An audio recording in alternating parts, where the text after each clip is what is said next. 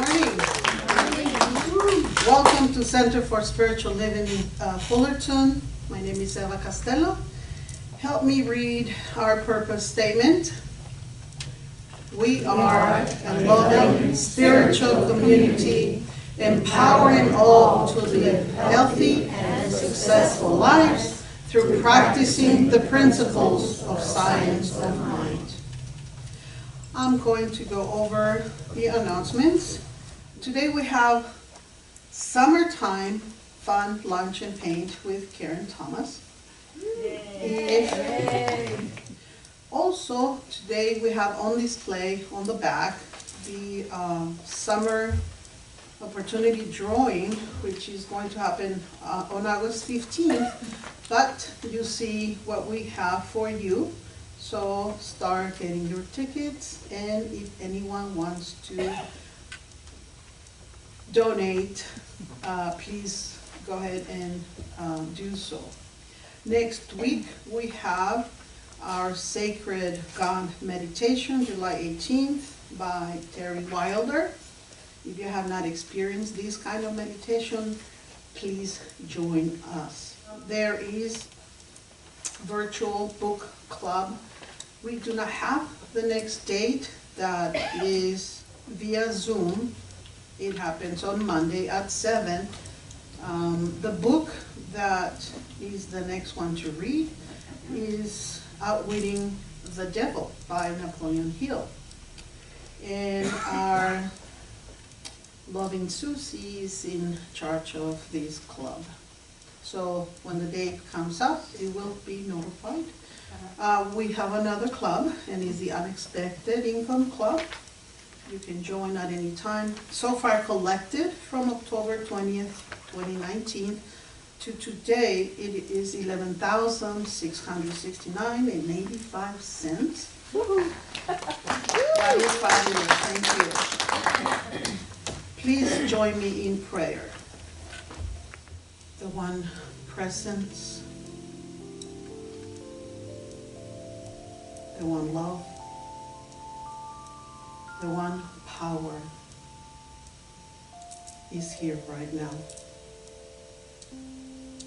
This love is in each one of us. It is everywhere. And we are inseparable from it.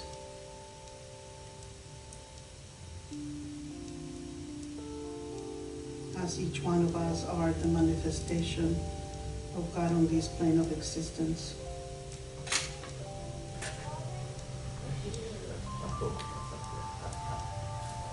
In gratitude, I thank each staff, congregation, and volunteer that help make this service already perfect. I thank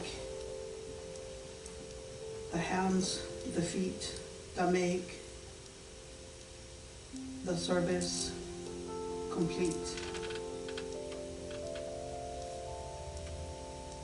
I thank Reverend Dr. Bill Salisbury for his dedication to our congregation, to the talk of today, knowing that we have our open hearts to receive this loving message. In gratitude, I say this service is already perfect, and so it is.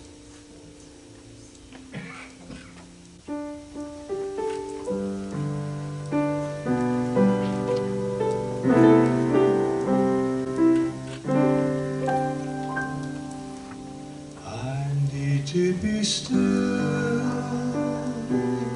and let God love me. I need to be still and let God love me. When this old world starts to push and shove me, I need to be still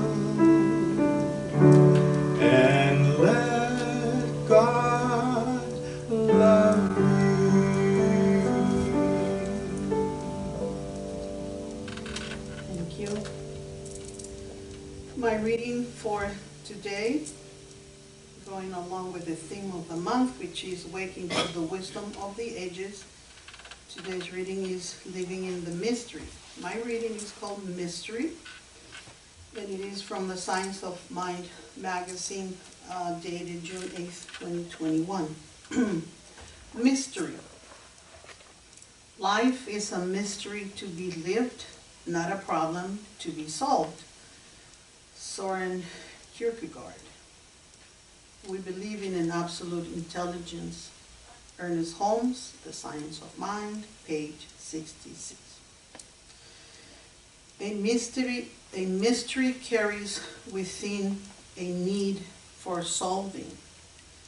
It stimulates our sense of imagination, entices a thrill around solving the unsolvable, and reveals critical insights. A mystery in spiritual terms is something to be savored, a limitless container where faith and grace await. Holmes taught that it isn't enough for us to hope. It is not enough for us to believe. We must cultivate a knowing. Yet, how do we cultivate a knowing in the realm of spiritual mystery? I start with considering that a solution already exists. When viewing all circumstance through a hybrid lens, then everything is real in regard to this singular plane of existence, and simultaneously everything is a mirage through the lens of multidimensionality. Human challenges are real during the secular dance with a body. But am I willing to carry a hybrid awareness that the only reality is God? That's what faith is. We can behold a spiritual mystery that everything is not as it seems. This hybrid of heaven and earth realities becomes easier to amalgamate the more we practice. If we can face a human problem, but also welcome the possibility that the perfection exists beyond the problem, then we savor the mystery along with cultivating the knowing Holmes urged. Theologian Frederick Buechner wrote, "There is no event so commonplace, but that God is present in it, always hiddenly, always leaving you room to recognize Him or not to recognize Him. Listen to your life. See it for the fathomless mystery it is. Spiritual mystery allow us to seize the insanity of trying to apply one-dimensional answers to our multi-dimensional experience." As Buechner continued, in the last analysis, all moments are key moments, and life itself is grace. Please join me in prayer.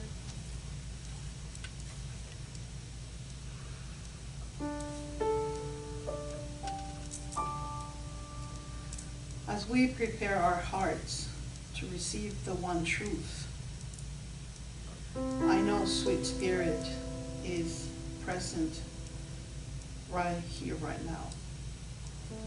Allow this essence to stay within and to help us focus on what is truly important, which is the present moment. The mystery of life is no longer a mystery simply because we are whole, we are perfect. We are complete. And we know that the appearances are just that, appearances. The truth is that we are made in the image and likeness of God. Breathe in this love of God. Breathe in this knowledge. Become that love and share it with the world. Believe we can change the world around us by taking responsibility for our own lives of oneness and love with the one sweet, beloved Spirit. And so it is.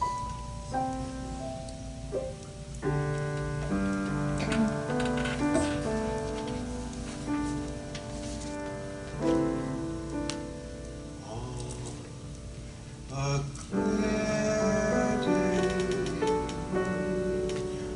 rise and look around you, and you'll see who you really are. On a clear day, how it will astound that the glow of your being outshines every star. You'll be part of every mountain, the sea and shore. You can hear from far and near a world you've never heard before. And on a clear day, on that clear day,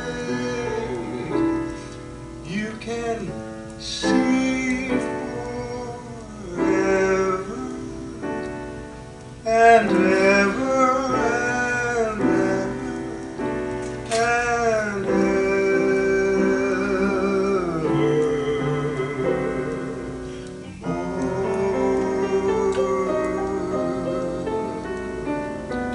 on a clear day.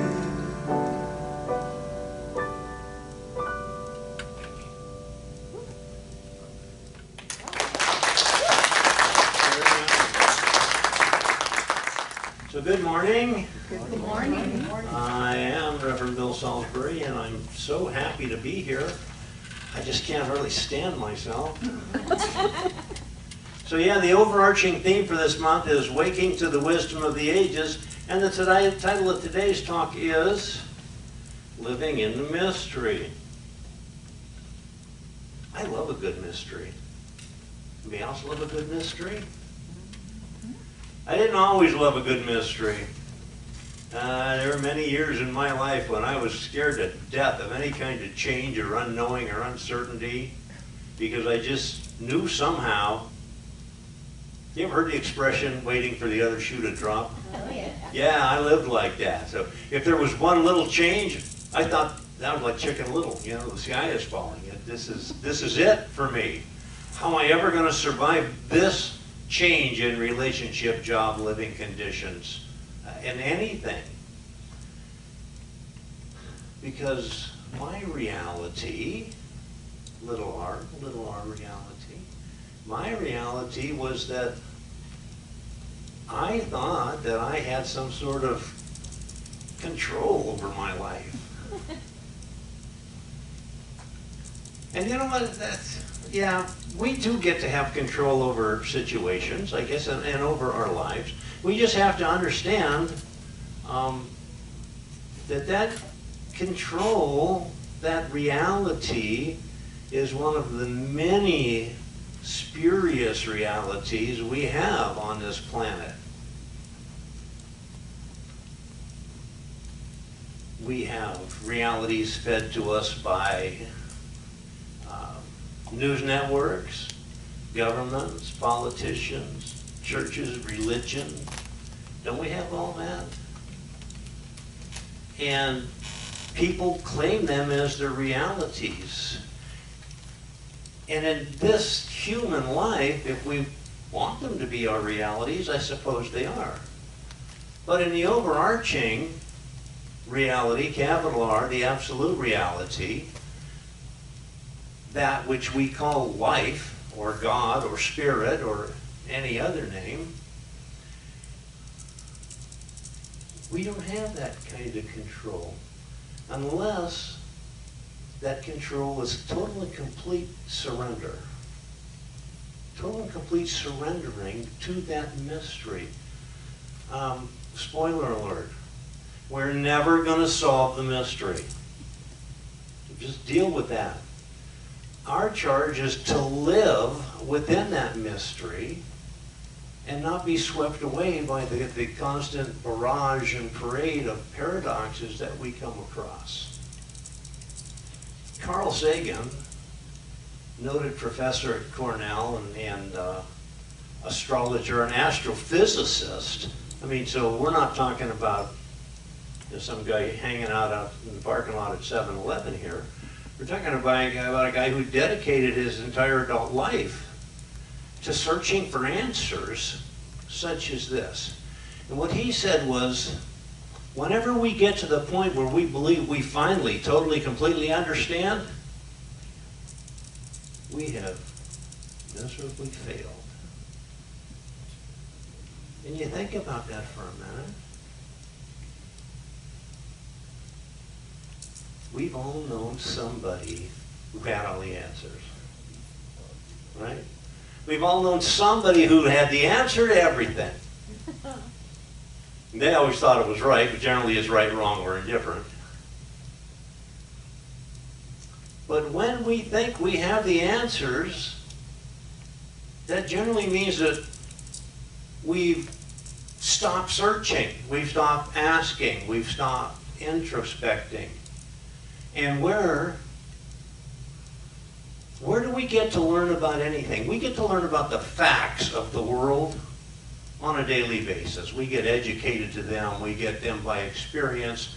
And those facts, as far as this living on this planet goes, they are things that we need to be aware of to negotiate the planet. But they don't do a thing for us in terms of understanding the mystery. And again, we will never understand it because we cannot understand it. We're not made to understand it. We are made to live within it and pull all that meaning from it by way of our interior, if you will. We have to pull all our answers about what is life, what is our purpose, what am I doing here? Or like, Daddy, why is the sky blue? You know, they're just questions that we can't answer. But we have to learn to live with that. And by so doing, we know that we're always open for new insights and new ways to go. You know, a major mystery in the Christian world is the Paschal mystery, right? It's the passion, the death, the resurrection, and the ascension of the master teacher Jesus. And we go through that in so many different varieties, it's hard to count them all or to name them all. And we look upon that as being, I don't know what. Religion will tell you it's one thing. Spirituality will tell you it's another thing. The average person will tell you it's yet a different thing. But the fact is, we go through these 4 steps of misery every day. In many different ways, don't we? Well, I don't want to talk out of school, but am I the only guy who's ever had an argument with a spouse? We're the only person. Isn't that just a mini reality of a similar to a Pascal mystery? You get in the argument. That's the passion. Where either or both of you get kind of beat up and brutalized a little bit. Okay, and then we have the death. And not the death of either one of us, hopefully. But the death of that argument, that difference that we're experiencing, that neither one wants to come out from under that I'm right cloud and work it out. And then when we do, finally, it's the death of that argument. And then there's the resurrection, which is what? It's the resurrecting of that relationship around that. And the ascension, of course, is, don't we transcend from that? When we have a mystery that is temporarily solved, a minor one that is solved, don't we transcend that? And isn't that the ascension that we're talking about here? There's more to life than what happens to us between birth and death. Do we get that? Oh, and there's lots of life going on in between birth and death. Some really good, some really not. Lots of stuff in between time. It's kind of like we're, I don't know, like airline pilots. I had a pilot tell me once, I said, God, it must be great to be flying up there, 30,000 feet, just looking over everything and having all that control over the craft and all that. He says, let me tell you. Here's what flying's all about. It's about hour after hour after hour of extreme boredom, and then all at once, terror that makes you just sick to your gut. Absolute fear. And then when you get over that, you go back to the boredom part. Well, sometimes we go through life like that.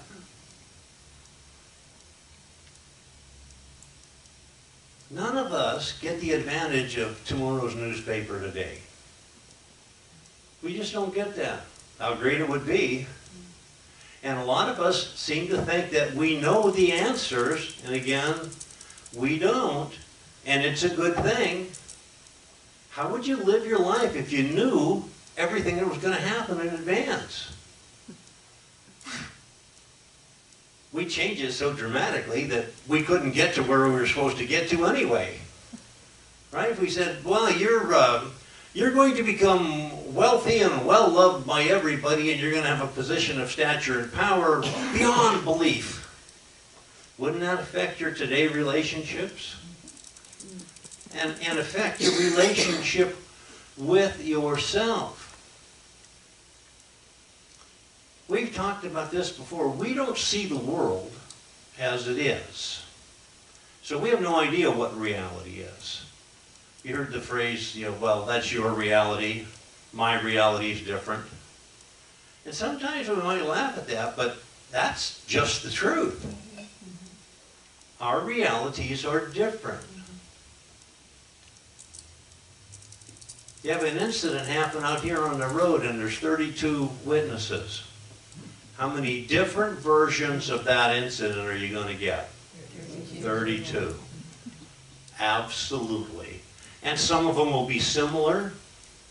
Some will be you'll just listen to and look at, and eventually you'll come around to saying, hello, were we at the same event? Because I don't think that's possible. Yet it is, but everything comes through the lens of our already installed perceptions. We were expecting to see something. Life has taught us such that when this or that happens, this or that's going to follow it. So when we were expecting it, do you know how many things we're bombarded with our senses in the course of a minute? I don't know, people say millions, millions. But fortunately, our brain sifts through those things, and we get, instead of millions, we get, I don't know, maybe 1 or 2, or 3 or 4, but certainly not very many. But the ones we get are the ones we're already receptive to. That's why when you come across something that really startles you, it really startles you because that's just not within your range of vision. You're not expecting that. So because we all see things differently, because we look for things differently, we have all these millions and billions of realities that go on here in this human plane that we can sort out, right? Can we sort them? Sure. Science has taught us how to sort. So we can sort through those things. But does that get us any step closer to the ultimate reality that we generally talk about when we're thinking about the mystery of life? No, because you can learn everything there is to learn on this planet, and guess how much you know? Damn little.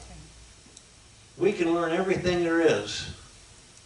We have a friend up north who says, well, my brother always said to me, Max, I taught you everything I know, and you still don't know much. But that is the case. And we may know a lot about our little segment of life that goes on here, but we're not going to know a lot about everything else because we don't even look for the same things. We can be talking about the same thing, but we're not looking for the same thing. Sherlock Holmes and his friend Mr. Watson went camping. And in the wee small hours, Sherlock nudges Watson, and he says, wake up, Watson, wake up. What? He says, look up, tell me what you see. He says, oh, stars, God, beautiful stars, millions of them. No, Watson, tell me what that means. Wow, well, it means that they're all in these formations. You know, I see Orion's belt, and I see the Big Dipper, and I see... And Holmes says, no, Watson, that's not what I mean. What does all that mean to you? And he says, well, I see distant galaxies, and it means, goes on and on and on, and maybe infinite. He says, but you know what? He says, Holmes, I can tell that's not the answer you're looking for. So what do you see? What does it mean to you? He says, well, it means somebody has stolen our tent.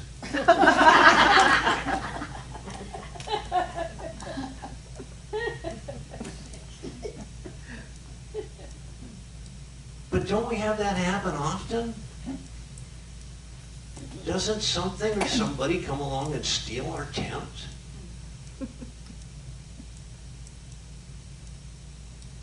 And sometimes we don't realize that's what has happened. Sometimes we just go tripping through life thinking that, oh, well, that happened. Now let me get on. And how do we get on at that point? Exactly the same way we were getting on before. It hasn't changed anything for us. Ultimately, everything we ever need to know is going to come to us. Do we have to go searching for it?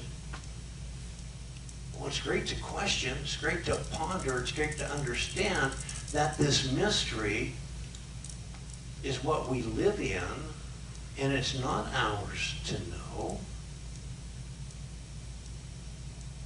But sometimes we get kind of wrapped up in the science of it, right? You know, one of those false realities that we've had pounded on us for the last couple of 100 years is this thing about there being tension between science and religion. Thankfully, finally, we're coming full circle around. You know, there was never that discussion in the Dark Ages, then the Middle Ages, and Enlightenment. There was never that discussion.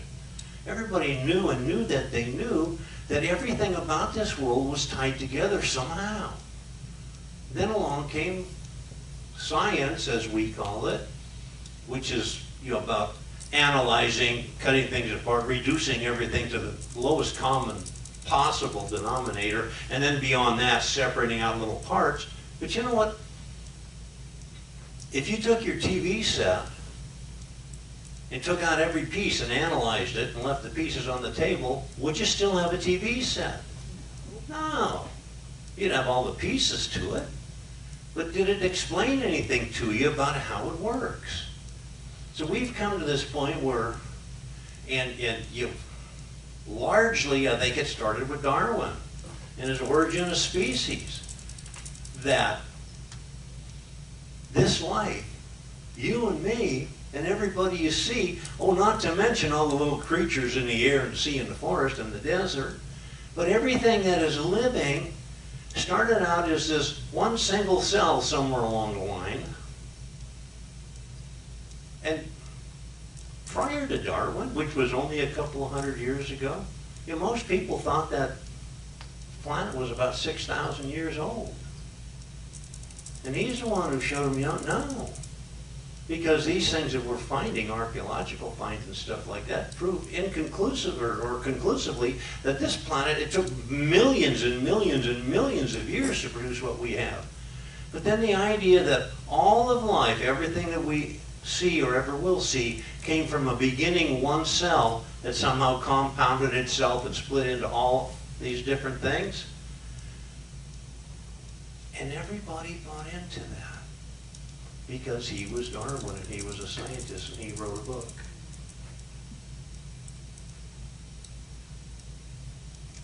But then he finally did come to terms with the fact that, no, we can't explain why there are different species.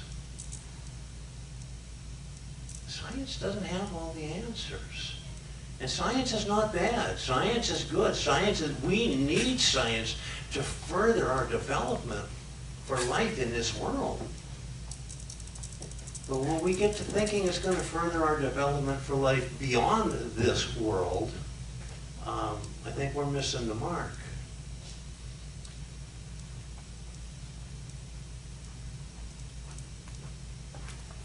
One of the things about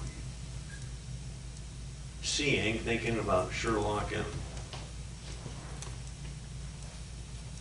how can I forget his name already?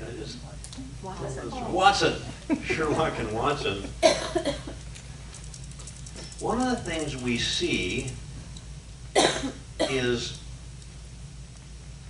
we kind of project something out there, and then we go through all kinds of contortions and all sorts of directions and all sorts of justifications to verify that which we have seen or projected. But when we're living in the mystery, we don't need to do that. We just need to understand that we don't have to have all of those answers. Remember when I said that not all of life happens between birth and death? Birth is when we begin to see this person who grows up to become this person, and death is when this person finally leaves this plane of existence. And in the meanwhile, aren't we? What's a walnut? A walnut is a container that holds the seed for a new tree. Is that not right? Everything that we see that grows is exactly that. They're containers, and they contain things. They contain seeds for new growth, and they contain maybe things that we use to sustain ourselves. But if everything is a container of some sort or other, why don't we look upon us as being containers? Are we not? This body contains the essence of this spirit of who I am. This body doesn't contain the essence of the spirit of who you are, and your body doesn't contain the essence of the spirit of who I am. It contains the essence and the spirit of who each of us is. So if we're containers for that, is that all we do? Just, is my purpose here just to hold the essence of Bill? The essence of this spirit? I hope not. I hope not.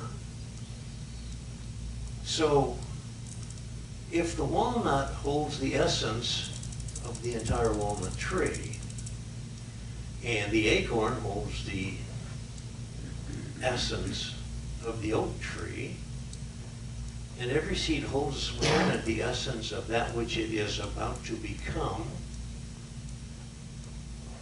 what is the essence contained within us? What is the essence that we hold? Well, I venture to say that the essence that we hold is the essence of that divinity from which we came. We are containers for, call it what you want. We're containers, oh, let me just spit it out there. We're containers for God. We're containers for spirit. We're containers for life. Life. That's our only purpose here, life. The science can tell us a lot of things. It can tell us the how of things, except it can't tell us how life came to be. Well, it can tell us how this baby came to be, or that fish came to be, but it can't tell us how life itself came to be. We just don't know that. That's the mystery that we live within. And we need to just welcome that. We just need to say, okay, so I don't know how this thing called life came about. Another thing they can't tell us is why. I don't know why this thing called life came about. But I don't need to know. I only need to know that because it's here, and I'm part of it, and I'm a container of it, that I need to hold that as best I can. And very much like the walnut and the acorn give rise to that which is coming, that magnificence that grows out of them, that's our job too. Our job is to allow that divinity to flow through us and do its work in the world. Because if it's not for us doing that, whatever is the cause behind life, us, all things, doesn't need us. Well, I don't want to be unneeded. Who wants to be unneeded? I want to be needed. And the only way I can be needed by my Creator is if I'm doing those things driven and informed by that source of life that is in me and all over the place. The appropriate reaction to scientific and technological advances and discoveries, and there's lots of them, right? And we get to enjoy the fruits of them all the time. But the appropriate response of them is not that that cat that ate the canary look. It's not about the arrogance of, look what we've done. It's about having the humility, the humbleness to think about all that there is yet that we have not discovered. And you know, our technological advances are coming what? Hand over fist. I mean, they're really coming. If you'd have told somebody 100 years, okay, I'm going to date myself. Whoever went to Disneyland when they had the House of the Future? Oh yeah, that was great. The House of the Future. And we used to go and look at that and say, no, they could never do that. I mean, they had like really far-fetched things, like, I don't know, instruments you could talk to somebody on the other side of town. And they had things that, little square things that you could watch and see pictures in that moved and talked. And they had, you know, ovens that cleaned themselves. And all these things we just shook our heads about, said, no, it's never going to happen. And look at today. Even Walt Disney didn't know how much there was we didn't know. And we're finding out more and more and more every day. So every time we make a new advance or discovery, we need to be thankful for that, but we need to also appreciate that in this mystery, there's an infinite, endless number of things we've yet to discover. There's even that many things we've yet to discover about this planet, let alone our function on it, let alone our purpose overall. So we have to accept that and live within it and understand that some things just don't have an answer. And they don't need an answer. They only need to be understood for what they are, and need to understand that we need to live within them and work within them. In reality itself, we will never know. Even the reality of this earth. We get facts, right? Well, the fact is, oh, and that fact is, and they are facts, and they are true facts about this world.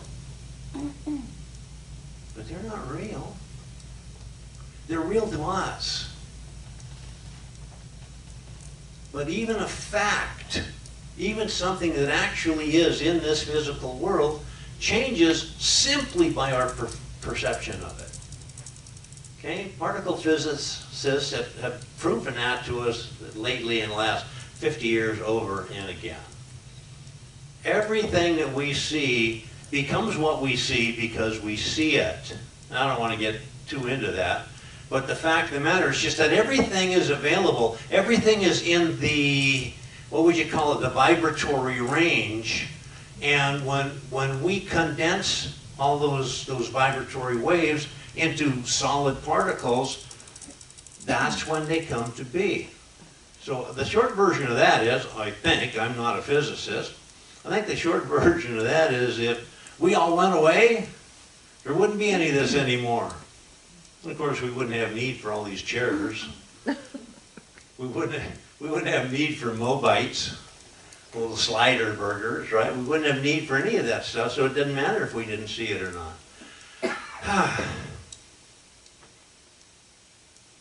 Enough about that. The fact of the matter is, the world we live in is a world that we have to contend with. And we have to contend with that by buying into certain facts and by certain realities and accepting certain lines of thought until we don't. But when we want to talk about the mystery of life, that which is not defined because it cannot be defined, that which will never be defined by us, because that's not our job, and it's certainly not within the capabilities of human finite minds to do that. All we need to do is understand our place in it and say, thank you, God, for putting me here to be in this mystery in the first place. And oh, by the way, could you point me in the direction of where I should be going in order to serve my purpose in this mystery and to do that which I was sent here to do? You know, Lao Tzu in his Tao Te Ching said, if you do nothing to change your direction, you just might end up where you're heading. And I believe that to be the truth. So if where we're heading doesn't seem to be the direction that we hope to end up in, what do? Just change our direction. And knowing that it is all taking place within this mystery, this thing called life anyway, and that we are serving our purpose.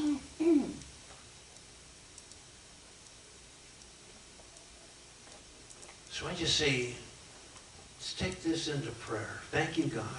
Thank you for this opportunity to live in this mystery. Thank you for my participation in this thing we call life. Knowing that I will never know totally and completely how it happens or why it happens. I do know that my purpose within it is to contain that which you are, is to contain that light, that spirit, that divinity with which I was fashioned, out of which I am made, all that I can contain. And it's mine to enjoy that, to rest in it, to relax in it, to thrill to it, and then to pass it forth, and to spread it from me to everybody I meet. When we do this and everybody does that and everybody understands that this is our charge, won't we then have or be very much closer to that world that works for everybody? I think so, and it's just with a grateful heart that I recognize this, and I know that this is the case. I know my purpose. My purpose is to be that example that the Creator put me here to be. And I just give great thanks for this. And with all that gratitude in my heart, I say, thank you, God. Thank you, God. And I release this word knowing that it is already so. And together we say, and so it is. Let's just know that this is our opportunity to share our abundance. We know that all our good comes from the one source, God. And for this we are so ever eternally grateful. We want to thank everybody for every gift, including those who are online who cannot get to the center or choose not to get to the center for whatever reason. Thank you for watching, and thank you for your continuous donations on the website, in the mail, through auto tithe, however it comes, how great it is. Thank you.